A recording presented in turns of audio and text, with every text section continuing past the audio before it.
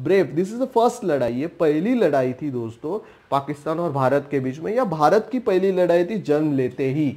तो दोस्तों इस पहली लड़ाई में भारतीय सेना एक दिल होके लड़ी और उसने अपने भूभाग का, जो अभी कश्मीर अपना भूभाग था, अभी भारत का भूभाग है, तो उसका रक्षण करना ये कश्मीर, ये भारतीय सेना की जिम्मेदारी थी। और उन्होंने उस जिम्मेदारी को भली भांति निभाया और बहुत ही ब्रेवरी से उन्होंने सारे पठानों को, जो भी टोलियां थी, उनको कश्मीर से भाग खड़ा किया और कश्मीर पूरा जो भूभाग था वो अपने पास ले लिया।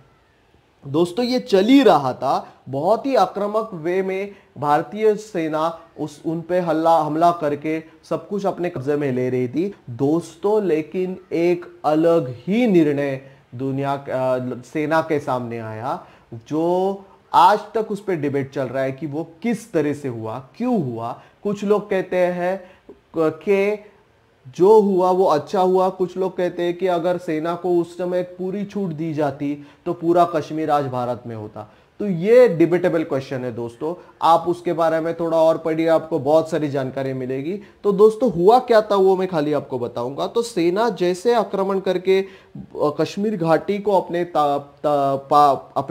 अपने काबू में कर लिया तो उन्होंने, और फिर वो लोग अभी डोमेल जो एरिया था उसको जीतने के बाद वो लोग डोमेल जीतने की तैयारी कर रहे थे, और उसके बाद फिर मुजफ्फराबाद, जो मुजफ्फराबाद का एरिया है कश्मीर का, वो लेने की कोशिश कर रहे थे वो। तो दोस्तों उस समय ऐसी सिचुएशन थी कि जो भारतीय सेना है उन्होंने जो आक्रमण किया था वो इतना तेज और इतना परिणामकारक था कि ये पठान लोग तो सीधा पाकिस्तान में भाग गए थे। तो जो मुजफ्फराबाद और जो आज आजाद कश्मीर कह के कहा जाता है, पूंछ वगैरह जो एरिया है, वहां पे तो पठान की टोली थी ही नहीं, खाली हमारे भारतीय आर्मी को वहां पे जाना था और वो पूरा एरिया अपने कब्जे में लेना था कश्मीर का। तो वो इस तरह से, और फिर आगे गिलगित वगैरह भी। तो वो अगर भारतीय आर्मी को पूरी छूट दी जाती तो दोस्तों मुझे पूरी गारंटी है भारतीय आर्मी ने पूरा कश्मीर अपने कब्जे में ले लिया था उस समय पे। लेकिन दोस्तों जैसे इन्होंने पूंछ के तरफ, पूंछ का जो एरिया है या फिर जो फिर डोमल का एरिया है, उस एरिया में जैसे हमारी भारतीय फौज ने बारामुल्ला वगैरह वो भाग ले लिया, उरी जो लास्ट स्टॉप था वो ले लिया। जैसे उरी में पहुंचे हमारे भारतीय सेना को आदेश मिले कि आपको इसके आगे बढ़ना नहीं है, भारतीय सेना को आदेश मिले कि आपको इसके आगे बढ़ना नहीं है। ये 14 नवंबर 1947 की बात है। तब तो भारतीय सेना को आदेश मिले कि भाई आपको, भारतीय सेना को बोला गया था इसके आगे बढ़ना नहीं है। तो दोस्तों ये जो लाइन खींची गई, ये जो हद खींची गई, यही दोस्तों बन गई है LOC, line of control, LOC. ये लाइन खींची गई। अभी इसके पीछे नेहरू जी या उस समय के जो भी प्लानिंग करने वाले लोग थे उनका क्या अपना अपना थिंकिंग था, वो उस पर बहुत सारी डिबेट है दोस्तों। ये कुछ लोग कहते हैं कि उसके आगे वाला जो एरिया था वो पूरी तरह से डिवोटेड टू पाकिस्तान था, तो अगर वो एरिया हम ले लेते तो ना उस एरिया पे कभी कंट्रोल पाते, और वो तो अभी जो सरदर्द थे उससे भी ज्यादा सरदर्द हो जाता, क्योंकि वो एरिया के लोग तो एकदम से पाकिस्तानवादी थे। तो वो भी एक बात कही जाती है। उसके साथ साथ ऐसा कहा जाता है कि जो लाइन ऑफ कंट्रोल खींची गई, तो नेहरू जी का कहना था या फिर उनकी सोच थी कि अभी ये लाइन ऑफ कंट्रोल है, इसका जो एरिया है, ये एरिया ऐसा एरिया है कि यहाँ के लोगों को हम समझ के यहाँ पे अगर हम जनमत संग्रह करते हैं तो वो जनमत संग्रह भारत के फेवर में आएगा, और फिर उस जनमत संग्रह के आधार पर ऑफिशियली डॉक्यूमेंटेड हम कश्मीर को और दुनिया के सामने सर उठा के हम कश्मीर को अपने साथ ले लेंगे। इस वजह से देखो, आपको पता है नेहरू जी 31 दिसंबर 1947 में नेहरू जी यूएन चले गए। यूएन में, यूनाइटेड नेशंस में इन्होंने ये पूरा स्टेटमेंट रखा और उन्होंने यूएन की मदद मांगी कि आप इस मसले को हल करो।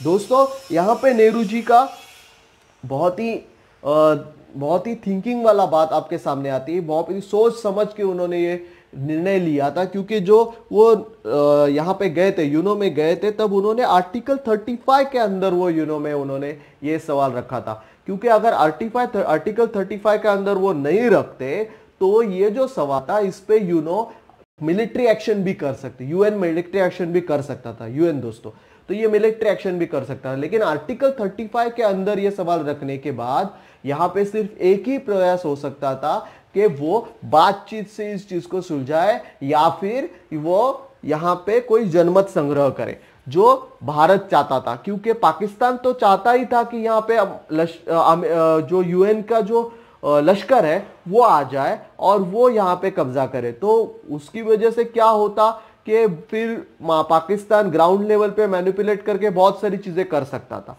लेकिन भारत ने यह सवाल इस तरह से रखा कि वहां पे यूएन का लश्कर आना पॉसिबल नहीं था, तो ये सिर्फ बातचीत से सुलझा जा सके। तो ये एक बहुत महत्वपूर्ण बात थी। और दोस्तों बहुत बार नेहरू जी को यूएन में जाने के लिए क्रिटिसाइज किया जाता है, लेकिन एक और बात हमें समझनी है, हाँ ये सही था या गलत था ये तो समय समय की बात है, लेकिन और हर एक की अपनी अपनी सोच है। लेकिन एक बात तो उतनी तय है दोस्तों, अगर नेहरू जी यूएन में नहीं जाते तो फिर अगर हम इस मुद्दे पे हैदराबाद ले रहे हैं, अगर भारत इस मुद्दे पर हैदराबाद ले रहा है कि वहां की जनता चाहती है कि हैदराबाद भारत में जाए और वहां का नवाब जो है वो पाकिस्तान में जाना चाहता था लेकिन हमने वो नहीं माना, तो अभी यहां पे हमने जनता का जो सवाल है, जनमत संग्रह है जो हैदराबाद में किया था, वो यहाँ पे भारत ने नहीं किया है। और जो राजा की मांग थी उसको ही मानते हुए भारत ने कश्मीर को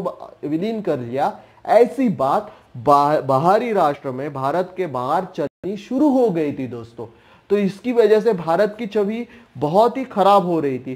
तो और भारत दोस्तों आज जिस मुकाम पे भारत है वहां पे भारत उस समय नहीं था। भारत बहुत ही नया राष्ट्र था। उसकी क्या धारणाएं हैं, भारत क्या करना चाहता है, भारत की सोच क्या है, ये अभी किसी राष्ट्र को कुछ पता नहीं था। वहां पे इंग्लैंड और बाकी जो देश थे, यूरोपियन देश थे, वो तो भारत को थर्ड वर्ल्ड की तरह ट्रीट करते थे कि भारत ये कुछ नहीं कर सकता। आपको पता है चर्चिल का जो संसद का भाषण है उसमें उन्होंने सीधा सीधा बोला है कि भारत अगले 10-20 बरस में ही बिखर जाएगा। तो ये जो चीज है, इन लोगों के सामने भारत की इमेज ऐसी थी दोस्तों।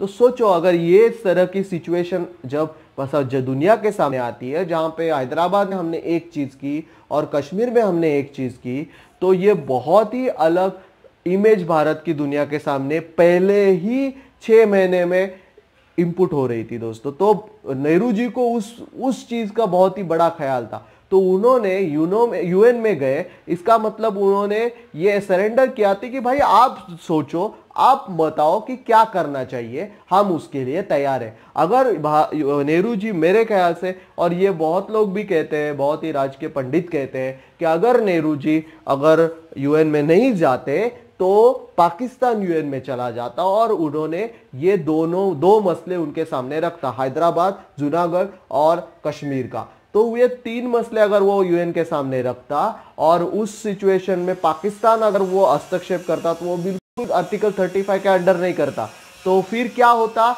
वहां पे सैनिकीय कार्रवाई होती, वहां पे लश्करी कार्रवाई होती, और जिस कार्रवाई का नुकसान भारत को होता, भारत के इमेज को होता दोस्तों। तो ये सोच रखते हुए नेहरू जी ने जो कदम उठाया, उसकी वजह से वहां पे लश्करी कार्रवाई होना ये अभी नामुमकिन हो चुका था। तो यहां पे जो भी होगा वो बातचीत करके होगा, ये तो उतना तय हो चुका था दोस्तों। तो नेहरू जी तो यूएन चले गए थे दोस्तों, और यूएन में उन्होंने ये बात रख दी। लेकिन जो दोस्तों बात रखी उसके बाद क्या हुआ, 31 दिसंबर को यूएन के सामने बात रख दी, यूएन के लोगों ने इसको एक्सेप्ट कर लिया और उन्होंने एक समिति बनाई, और उस समिति का काम था, उस आयोग का काम था कि वहां पे जाके जनमत संग्रह करके वहां की ग्राउंड सिचुएशन को समझना, और फिर पाकिस्तान या भारत उनमें से कहाँ कश्मीर को जाना चाहिए उस चीज को डिसाइड करना, यह यूएन की मांग थी। अभी दोस्तों ये बात समझना बहुत जरूरी है, यूएन दोस्तों बहुत ही बड़ी संगठन है, यहाँ पे दुनिया के हर एक देश इसमें है और वो सब मिलके ये निर्णय लेते हैं। तो वहाँ पे भारत की छवि अच्छी रहे, यही उनका प्रयास था, नेहरू जी का प्रयास था दोस्तों। लेकिन क्या हुआ, लेकिन जब 30 जनवरी अगले महीने 30 जनवरी 1948 30 जनवरी 1948 भारत के इतिहास का सबसे काला दिन, जिस दिन महात्मा गांधी जी की हत्या हुई। और दोस्तों उस दिन, उससे पहले क्या चल रहा था दोस्तों? उससे पहले भारत में पार्टीशन की वजह से दंगे चल रहे थे, बहुत ही खतरनाक दंगे चल रहे थे दोस्तों। पार्टीशन पे कभी अगले दिन, कभी किसी दिन वीडियो बनाएंगे दोस्तों, उसके वह उस टाइम में पार्टीशन के बारे में जो भी फैक्ट्स है वो आपके सामने रखूंगा। लेकिन फिलहाल हम बात करते हैं हिस्ट्री की। तो क्या सिचुएशन थी दोस्तों, इमेजिन कीजिए, बहुत ही भयंकर दंगे चल रहे थे पूरे भारत में। खास करके जो पार्टीशन के एरिया है, बंगाल का एरिया था और यहाँ पे पंजाब का एरिया था, यहाँ पे बहुत ही दिल्ली वगैरह, यहाँ पे बहुत ही भयंकर दंगे चल रहे थे दोस्तों। और ये दंगों को कोई कंट्रोल कर नहीं पा रहा था, ना आर्मी कंट्रोल कर पा रही थी, ना पुलिस कंट्रोल कर पा रहे थे, ना कोई राजनीतिक नेता कंट्रोल कर पा रहा था। सिर्फ एक बंदा था दोस्तों, महात्मा गांधी, जो जहां जा रहे थे वहां पे दंगे कंट्रोल में आ रहे थे, वहां पे दंगे रुक रहे थे। तो ये बंदा, ये आदमी महात्मा गांधी, ये क्या कर रहा था दोस्तों? जब भारत स्वतंत्र हुआ तब ये कहीं पे भारत स्वतंत्र झंडा फहराने के लिए नहीं था, ये बंदा बंगाल में जाके वहां की दंगों को शांत करने की कोशिश कर रहा था। तो दोस्तों हम जब महानता की बात करते हैं तो ये बात होनी भी जरूरी है दोस्तों। तो क्या हुआ? 30 जनवरी 1948 को महात्मा गांधी जी की हत्या हुई। और जैसे महात्मा गांधी जी की हत्या हुई, एक तो कश्मीर का मुद्दा गर्म बन रहा था, महात्मा गांधी जी की हत्या हुई और उसी समय दोस्तों भारत में जहां जहां दंगे चल रहे थे, एकदम से सब दंगे शांत हो गए। दोस्तों ये बहुत ही महत्वपूर्ण घटना घड़ी। गांधी जी की हत्या हुई लेकिन भारत में चल रहे हुए दंगे एकदम से बंद हो गए। अभी दोस्तों भारत सरकार के सामने सबसे बड़ा क्वेश्चन ये आया कि क्या करें। अभी तो हमने यूएन में जाके बोल दिया है कि आप जनमत संग्रह करो, और अभी तो गांधी जी की हत्या हुई और सब दंगे शांत हो गए। और दोस्तों अभी क्या हुआ, जो लड़ाई हुई थी 1947 में, उस लड़ाई का एक एस्पेक्ट हमारे राजनेताओं ने कभी सोचा ही नहीं था क्या होने वाला है। वो एस्पेक्ट था दोस्तों भावना, जनमत की भावना। भारत के जो उस समय नागरिक थे उनकी भावनाएं कश्मीर से अभी जुड़ गई थी, क्योंकि 1947 में जो पहली कश्मीर की लड़ाई हुई उसमें भारतीय जवान शहीद हुए थे, भारतीय जवानों का लहू बहा था दोस्तों कश्मीर में। तो अभी सोचो सिचुएशन क्या बनी है नेहरू जी के सामने कि भारतीय जवानों का लहू बहा है कश्मीर में, कश्मीर को प्रोटेक्ट करते हुए, और फिर हमें जनमत संग्रह कर रहे हैं। अगर उसमें कुछ हो जाए और जनमत संग्रह में अगर कश्मीर पाकिस्तान चला जाए तो क्या होगा? भारत में तो उद्रेक हो जाएगा इस चीज का, भारत तो बेचैन हो जाएगा, भारत की जनता ये कभी मानने को तैयार नहीं होगी, क्योंकि अभी भारत की तो इससे भावनाएं जुड़ चुकी है। और दूसरी दोस्तों, गांधी जी की हत्या के बाद सारे दंगे शांत हो चुके थे और अभी लोगों का गुस्सा जो था वो थोड़ा बहुत आरएसएस वगैरह इन लोगों पे था, लेकिन बहुत ही जगह पे, बहुत सारे जगह पे तो दंगे शांत हो चुके थे। तो अभी इस सिचुएशन में अगर भारत वहां पे जनमत संग्रह करवाता था, तो अगर वहां पे कुछ उल्टा सीधा होके कश्मीर अगर यूएन के साथ मिलकर जनमत संग्रह करके अगर कश्मीर पाकिस्तान में चला जाता, तो दोस्तों सोचो क्या होता। तो फिर से दंगे भड़क जाते और सब लोग मुस्लिमों को टारगेट करते, और जो भारत सेक्युलर देश था, भारत को हर एक आदमी की जान की कीमत थी, तो भारत ने इस निर्णय को टालना ही उचित समझा और फिर भारत ने जनमत संग्रह से अपना इच्छा, अपना हाथ वापिस ले लिया कि हमें अभी जनमत संग्रह नहीं करना है। और भारत इस चीज को टालने की कोशिश करने लगा, बिल्कुल टालने की कोशिश करने लगा, क्योंकि सिचुएशन ही वैसी बनी थी दोस्तों। नेहरू जी ने कभी ऐसा कहा है कि भारत के 30 करोड़ मुसलमानों के लिए, भारत में जो 30 करोड़ मुसलमान रहते हैं उनके लिए कश्मीर के 3 करोड़ मुसलमानों ने अपने हक पर पानी छोड़ना ही उचित है। ये कश्मीर, ये शायद से मेरे स्टैटिस्टिक आगे पीछे होंगे दोस्तों, लेकिन नेहरू जी का जो कहना था वो सोचिए, वो यह था कि कश्मीर के मुसलमानों को अभी भारत के मुसलमानों के लिए अपने हक पर पानी छोड़ना चाहिए। और ये होने के बाद भारत ने कभी भी कश्मीर में जनमत संग्रह नहीं किया। उसके पीछे ऐसा नहीं कि भारत का खुद का कुछ स्वार्थ है या भारत का किसी कुछ अलग स्वार्थ है, भारत का सिर्फ यही मानना था कि जो भी है वो अच्छा बना रहे। और उसके लिए जो नेहरू जी ने अगले 15-20 साल जो भी किया या 10 साल जो भी किया और कुछ भी करके भारत में, कश्मीर में जनमत संग्रह नहीं होने दिया, ये सबसे बड़ी अचीवमेंट थी दोस्तों नेहरू जी की। अगर ये जनमत संग्रह होता, तो अगर जनमत संग्रह के उस समय भारत की छवि उतनी अच्छी नहीं थी, भारत की छवि बनी ही नहीं थी दोस्तों दुनिया के सामने, तो दुनिया के सामने भारत को वो जनमत संग्रह एक्सेप्ट करना पड़ता। और आज जो हम जम्मू कश्मीर को बात कर रहे हैं वो शायद से ना होता। तो अगर भारत में जम्मू कश्मीर है तो उसके पीछे सबसे बड़ा क्रेडिट दोस्तों नेहरू जी का जाता है। तो दोस्तों इस तरह से ये कुछ घटनाएं घटित हुई। तो इसके बारे में दोस्तों अगले वीडियो में बात करेंगे और डिटेल में। तो दोस्तों देखना मत भूलिए अपना फोर्थ वीडियो में दोस्तों हम ये 1947 का जो भारतीय सेना ने लड़ा हुआ सबसे बढ़िया लड़ाई थी, इसको हम देखेंगे। ये पहली लड़ाई थी भारतीय सेना की, वो कैसी लड़ी गई और कैसी जीती गई, उस चीज़ के बारे में हम बात करेंगे दोस्तों। और भारतीय सेना कैसी डट के एलओसी पे पाकिस्तानी सेना का मुकाबला करती रहती है, उसके बारे में बात करेंगे दोस्तों फोर्थ वीडियो में। तो दोस्तों मिलते हैं फोर्थ वीडियो में, तब तक के लिए जय हिंद दोस्तों। और हमारे जो वीडियो है उसको ज़रूर लाइक कीजिएगा, अगला वीडियो ज़रूर देखिएगा फोर्थ वाला, और ये जो अपना चैनल है उसको ज़रूर सब्सक्राइब कीजिए। और आगे भी कौन से वीडियोस आपको देखने हैं, कौन से टॉपिक पे आपको वीडियोस देखना है, वो ज़रूर बताइए अपने कमेंट बॉक्स में। हम ज़रूर कोशिश करेंगे उस वीडियो को आपके सामने रखने के लिए, उस टॉपिक के फैक्ट्स आपके सामने रखने के लिए दोस्तों। तो अभी फिलहाल के लिए मुझे इजाज़त दीजिए, नेक्स्ट वीडियो में मिलते हैं, नेक्स्ट वीडियो फोर्थ वीडियो में आपको मिलते हैं। तब तक के लिए जय हिंद दोस्तों, जय हिंद।